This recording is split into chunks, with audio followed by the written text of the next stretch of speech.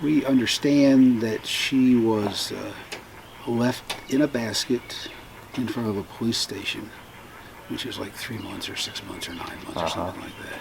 So circumstances behind that you'll never know. You can speculate, but clearly the parents did it in a way that they thought would optimize the chances for her to get some sort of reasonable upbringing. She was in a really good orphanage. They had a school.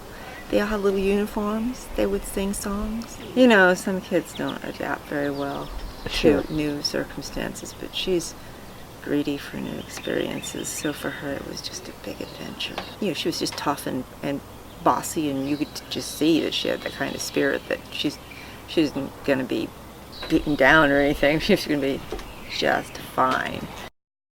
Earliest memory that I have coming here would be me and my brother, and I'm like riding around on his back, like he's my pony or whatever, and I'm like riding around on his back. But it's probably the earliest memory I have from like coming to the States. My kids were going to get exposed to sports whether they wanted to or not, and then it would be up to them whether they liked it enough to go after it. She took it like fish in the water. She just loves it. She loves the competition. She loves the hustle. You've seen a little bit about how she plays the game of softball in terms of aggressiveness and hustle, and she was like that way on soccer, and she would run over people, and she was always around the ball and always going after it and always falling down and picking herself back up. And I mean, she spent half the game on the ground and the other half getting back up, but she didn't take anything from anybody and dished out as much as her little body could. I mean, our other kids enjoy sports, and they, you know, have their strengths and stuff, but she's probably the superior natural athlete. I do have one distinct memory when I was playing Corey League. When I very first started catching, I've always been the smallest person, and I remember one of the people in the stand saying, "Oh, she can never be a catcher, she's too small."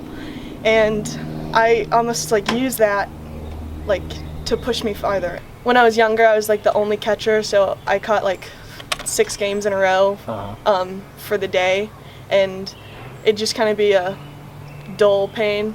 And then sometimes it's more sharp when I'm like doing a lot of running, so it kind of varies depending on what I'm doing. I definitely don't fit in as much. I kind of stick out like a sore thumb. I was just bullied a lot because of either being Asian or my clubfoot, so that was definitely really hard. And then if I like ever did finally tell someone, they just didn't care, so it's just like, well, great. Nice to know you care. So sometimes I hate how I have the clubfoot because there's so many things I can't do that I wish I could do. But all in all, I realize, well, I'm still lucky that if I didn't have this clubfoot, I'd still be in China. They suspect that I probably lived on a farm or something where it requires a lot of walking and manual labor, which I would not be able to do with the condition I was in. I think you can't really like think about like what could have happened because there's so many different variations of what could have happened. So I just am thankful for it anyways. So what she's made of herself and what she's done is partly the freedom and the guidance that we've given, but mostly it's her effort. I'd say a lot of times I use the outside force of knowing that others think that I can't do anything because of it, and it just pushes me harder to do it. And I have had a lot of great teammates that have helped me with that have said, just don't listen to them, just keep on going, and that's helped me a lot.